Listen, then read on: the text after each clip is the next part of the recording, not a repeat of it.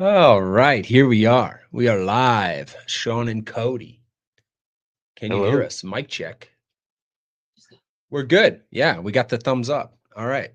So we are live. It is October 22nd. This is episode 35 of Waterfed Wednesday here at Tucker. Cody's in the house.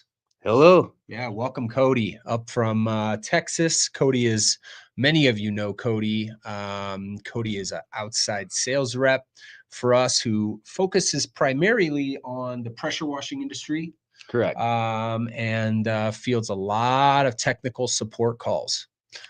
So if you've needed some help as of late, within the last year or so, you probably got Cody if it was elevated to Cody. That's So right. yeah, welcome back to another episode of Waterfed Wednesday. I am your host this week, Shawn Gavin, and with me is Cody Downs. We are going to get into some things about the H2PRO, the H2PRO system by Tucker. But before we do, I wanted to point out we are running a promotion, actually started earlier today on both the Tucker screen cleaner as well as the buckets of DI resin. So check that out. They're both 20% off. So some good savings there. When it comes to the H2PRO systems, we want to talk about the advantages of them over, let's say, the rival. Jen's in the room today helping us out, little tech support action. Jen, do you have screen share available for the rival so we can take a look at that? Yeah, so let's pull it up on the website here. So the rival's probably our most popular system. The rival is really built to hit a price point. Here's a rival kit. Lots of popularity there in terms of the kits themselves. Scroll down. There you go. Go into that one. Cool. So the rival. You're very familiar with the rival. Oh yeah. About Yeah. as easy as it gets, right? Yeah. Water in, water out. Some simple purification processes. Show us that side shot again, Jen. Yeah, there we go. So basically you can see on the rival, your first filter there is the combo pre-filter, and then it runs through the stainless housing, which is our RO membrane housing, and then into the gray and black post filter, which is your DI. So multiple stages. Some say that's a 3-stage, some call it a 4-stage. We call it a 4-stage because the pre-filter, which I have in my hand here, is actually 2 stages. You've got a small sediment element and then a carbon element, right? So you're removing a lot of mineral content and then any of your chlorine and chloramines with that pre-filter there. The system itself really is built to hit a price point. Correct. We have thought processes, in terms of internally here at Tucker is how do we build to meet market demand? How do we build to meet performance? These kinds of things. We try and put that all in one package if we can. But obviously the rival is built to hit a price point with these off-the-shelf components. And when we get into the H2PRO, which if Jen, if you can pull that up next here for us, the water-powered H2PRO, we'll start to talk about some of the things that differentiate the two systems. Cody, when you're talking to people about the rival and the H2PRO, what are some things that you give some consideration to in terms of when to consider one over the other as far as the actual end user's perspective? Longevity on filters, mostly. Yeah. When you got a guy that's just first starting out, the 10-inch cartridge for the DI resin is probably more ideal for someone that doesn't have a lot of jobs booked. But as they grow, as their business grows, overhead may grow too, and because they're replacing the filters more, and looking at a larger option is probably the next step. Yeah. So inside that gray housing that we showed on the prior screen are these blue and white refillable DI filters. So this is fairly small. It's about 4.5 inches across, they call it, by 10 inches tall. That's the industry name. if you measured this, it probably would measure something completely different. But in the water industry, that's what they're referring to as 4.5 by 10. So this is a DI filter in there. These can be purchased filled.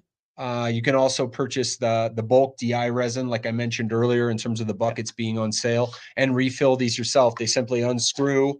You dump the old resin out, refill it, screw it back, set it right back in the housing, and get back to work. But to Cody's point, really what we are noticing is, if you're getting after it and doing work all day, every day with the Rival, you're going to be changing that filter fairly regularly. Yep. In terms of a rating, these pre-filters are rated for 5,000 gallons. So if you're running, 3-4 gallons a minute into the system all day, you can do the math. They don't really last all that long. So that idea of the longevity and filter change interval is a key point for sure. Jen, can you get us a side shot of that H2PRO? Or is there an image there? There you go. So this is the side shot of the H2PRO. You can see the front housing is, again, your 40-inch RO membrane. And that's basically the same as the Rival. At the top, we've got the DI saver built in, which is a standard option on a number of our systems, including the Rival and the H2PRO. But where you really get into differentiating here is when it comes down to the pre-filter and the post-filter. And I don't know if we have a rear shot on there or not, but basically I'll show you. This is the pre-filter for the H2PRO. It's 30 inches long in comparison to, the little guy here, which is for the Rival. The Rival pre-filter, which has become a standard in a number of units across the industry, this combo filter is rated at, like I said, 5,000 gallons. This filter here for the H2PRO, it's also used in the 4060 that we make, is rated at 100,000 gallons. Wow. So exponentially more filtration time. Most people that I talk to, I tell them, you'll change this out once a season, the pre-filter. And the DI is actually the same size, the same style, and it is somewhere around 3 to 4 times the amount of resin that's in one of these blue and whites. But what you'll find is that the cost is only about 50% more. Ironically enough, right? So very, very cost effective in terms of running that H2PRO in the field. What are some other considerations when it comes to the Rival over the H2PRO that you've heard people talk about in terms of, your conversations with them from a day to day?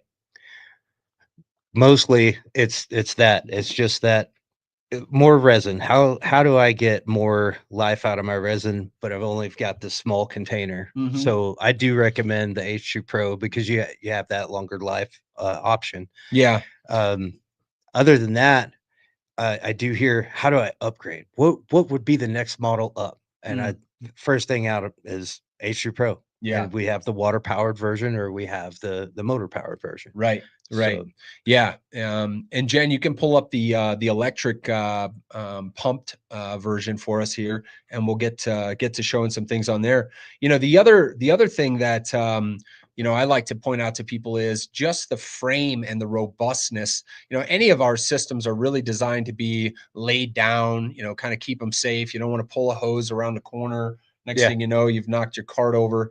But on the side view, and I don't know if we have it on this product as well, but on the side view of the H2PROs, you can see there's some designated water hookup ports. So when you throw that DI saver valve, it really dictates where the water ends up from that standpoint. But this is the H2PRO 110 version. So we have basically a electric booster system built into this cart. And,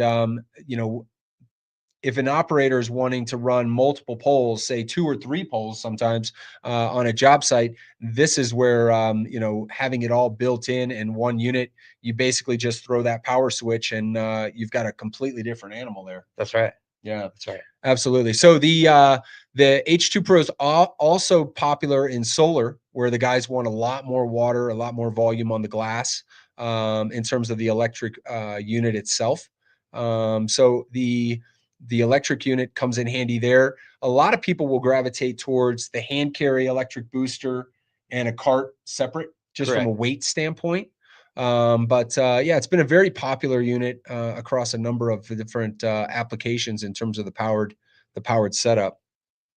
Any other thoughts on the motors? From a technical standpoint, I'm sure you get a call or two every once in a while on booster pumps. Booster pumps. Yeah, Mostly, what do I expect? What can I expect? Um, most of them are most of the calls that I get, it's a pressure issue. I need more pressure. I need more pressure. I'm looking at the gauge, and I'd love to get more pressure. yeah, And these pumps work better if you have incoming pressure above 20 psi. And when they do, you'll get a lot more pressure. And sure. that's where those pump motor combinations just really strive. And over 100 psi is what Nice. we're aiming for. Yeah, yeah. The regulators are basically dialed into about 110. Yeah. The housings, we get this question a lot. How much are these membranes rated at, and how about the housings? And it's many hundreds of psi. But really, what we're looking for is essentially about 100 to 120 psi on the gauges. Let's take a couple minutes, just recognize a few folks here. We got Jamie Hallman checking in. Love Tucker. Manuel, hey buddy, how's it going? Good to see you. How many gallons does H2PRO hold? I'm not sure exactly what they mean by that. How many does it hold? I mean, it's an on-demand water cart. Doesn't have like a capacity built in terms of water storage or anything like that. But one of the other key things that I think it's overlooked, and this is a little technical, so bear with me. But people talk about gallons per minute and stuff like that out of carts. And when it comes to DI resin, you have to have a certain amount of contact time between the water and the mineral content in the water and the resin in the DI filter in order to get total purity. Right. And so the smaller the vessel, the lower the gallons per minute really needs to be. Okay. Because there's not a whole lot in here, right? So the smaller the amount of resin, you have to really slow down the flow. So we used to make a lot of DI only systems that only utilized this single 30-inch tube. And so it was just, water in, flows out the other end, water out, and DI only setup. Really, those are good for specific markets that have really ultra pure water to begin with, right out of the ground. There's some areas of the country or Canada where the water's coming out almost usable. And, most of us don't have that benefit.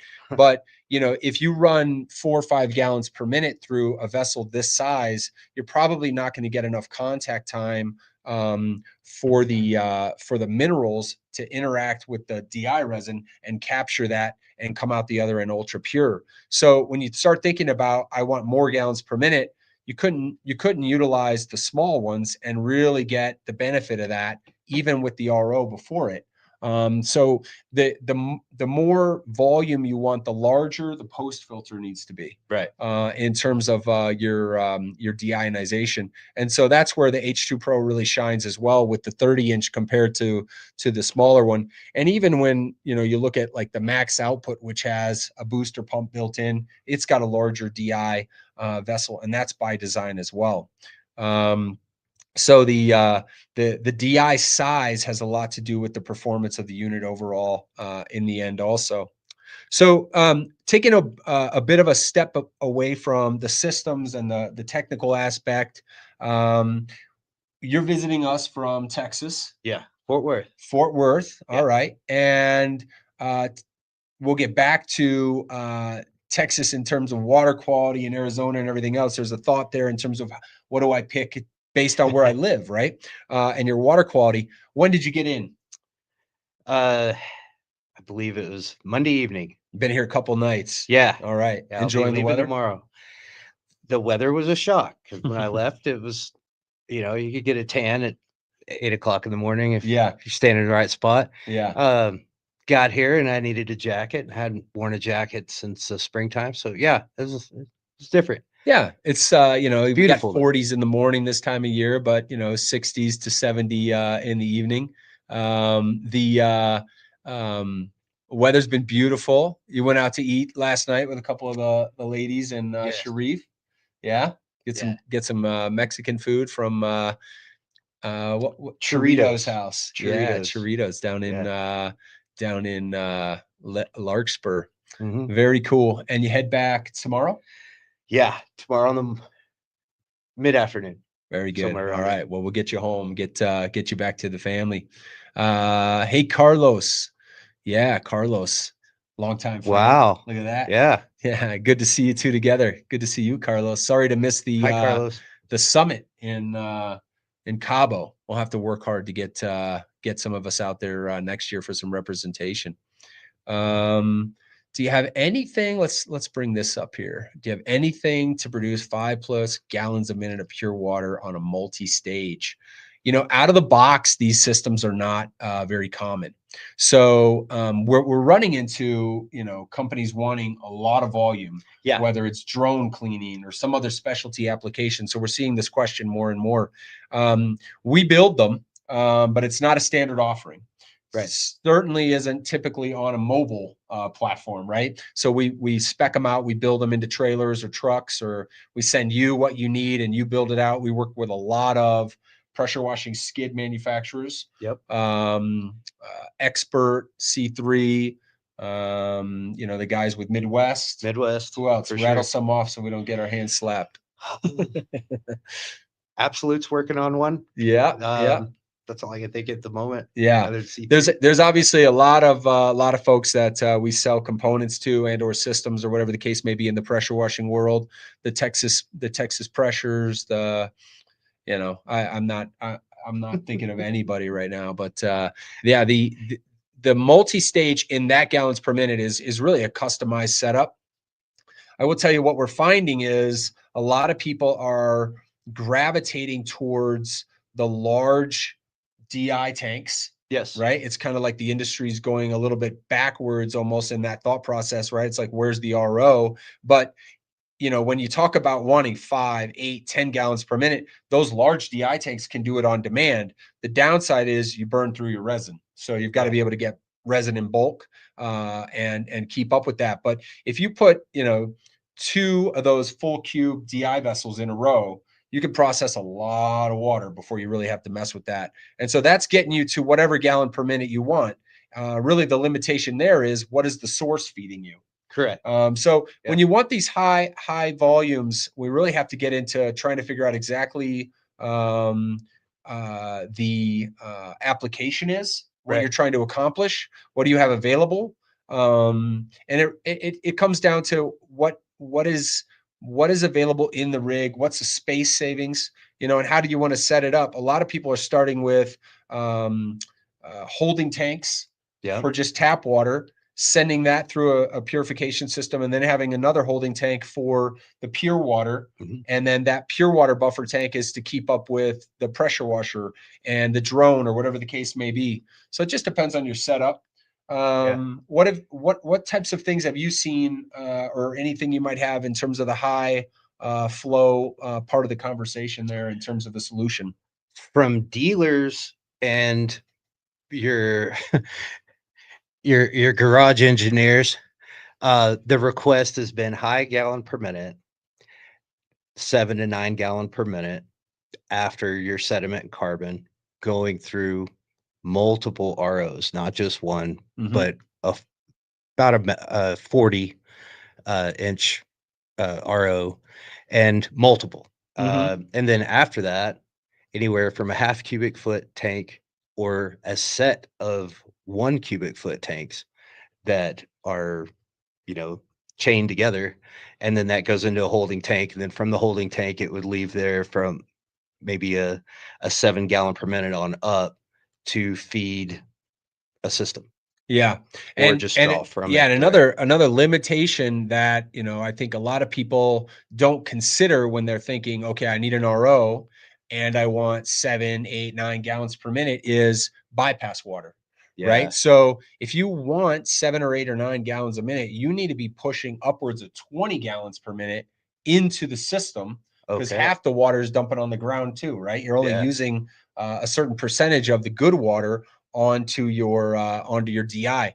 One of the things that, you know, I've really been wondering about in terms of that industry, in these setups is, when you're cleaning and you're doing high pressure and you're delivering soaps or whatever the case may be, really running tap water. And then when you want to rinse, kicking on the pure water at a much lower gallon per minute rating, right? Right. If you think about going into the car wash, Mhm. right? You go through the whole thing, right? High pressure, soap, more high pressure. And then what do you get? You get a pure water rinse. It's nowhere near the volume or anything else, but they're just putting out that rinse. I think that's the thought process that will change this whole conversation too is, okay, well, if I just clean with tap water, Mhm. right? And then I have a button I can hit and it puts out much lower gallons per minute, because 3 to 4 gallons per minute is doable, right? The max output creates over 3 gallons a minute. It's That's pushing true. 4. And so that's right out of the box, right? And so if you can just dial down that rinse, then I think you get into a different conversation around this whole thing in terms of what is the solution for my application. Mhm. So that'll be interesting to see, if people end up going that direction. Obviously, utilizing the pure water on your chemicals is good because you Oh get a yeah. much better chemical, right? You've looked into this, you've talked about this kind of stuff, right? I did, and I even had a good conversation with another side of the industry that's not really talked about a lot, and that's the carpet cleaning industry. That's a cousin to the pressure washing industry because they use similar equipment. And I learned that in the carpet cleaning world, they use a tenth of the normal detergents that they would use if they use purified water. Mm-hmm. And I looked into the sodium hydroxide based chemicals or sodium hypochlorite, which is for the soft wash groups. They use a lot less. I would say a tenth, but they use a lot less, and they save on their overhead overall. And then it's stronger. Mm-hmm. That's what we're looking for is strength, and it just depends on their application. So when I say that, that means I'm not talking about downstream. I'm talking about direct application from a pump up sprayer or a dedicated tank and pump system to apply that chemical. Yeah, absolutely. Yeah, If you can use purified water with your chemicals, to your point, you're going to use a lot less chemical. that's true. And it's because there's not impurities bonding to it and utilizing it in a way that is not intended. I mean, the chemical manufacturers are using ultra pure water, or at least RO water in That's true. most instances, to produce this. So then, by adding tap water back to it, it's a bit of a negative effect Correct. without really thinking that through, right? So utilizing that ultra pure will certainly help. We got a comment here from YouTube.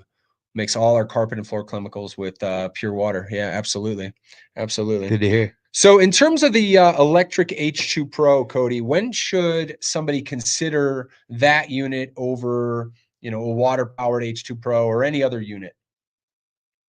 And that's the H2PRO? Yeah, the one with the Yeah. built-in pump and motor. Oh, When is that something, okay, well, maybe you ought to consider this in terms of the conversation to help a customer get the right system? well, pressure's one, and then commercial jobs, definitely. Higher reach, if you're using a higher pole, Mhm. you gotta think the higher it is, the more pressure you're gonna need to go up. Sure. Uh, that's mostly it. And I think if you're gonna run 3 poles or 2 poles, you might wanna have a pump behind it. Yeah, absolutely. Yeah, It's multiple operators, right? If you're going yeah. out on a commercial site. And the H2 Pro is not a new product to the industry. We've sold the H2 Pro brand for, I think, over a decade now. Historically, it was offered through one of our customers as a white label or a private labeled product. But when they went their own direction with their own designs, we said, okay, cool. We're going to bring this in house. And, for me, I've always been super fond of it because of the benefits that we've pointed out kind of earlier in the podcast in terms of the pre-filters and the post filters. But if somebody said to me, well, which system should I get? I want a mobile one. I gravitate right towards it because of the built-in features that we discussed, the stability of the frame, all these kinds of things. So it's been a good unit over the years, and we've sold a lot of them. So those guys with them, they buy another one and another one, and they keep replicating that system on their different trucks. Well, I think we're up against the time here, Cody. All right. Always cruises right by. I want to make sure I reiterate that I'm grateful for your visit. Thanks for Oh, coming thank you. into town.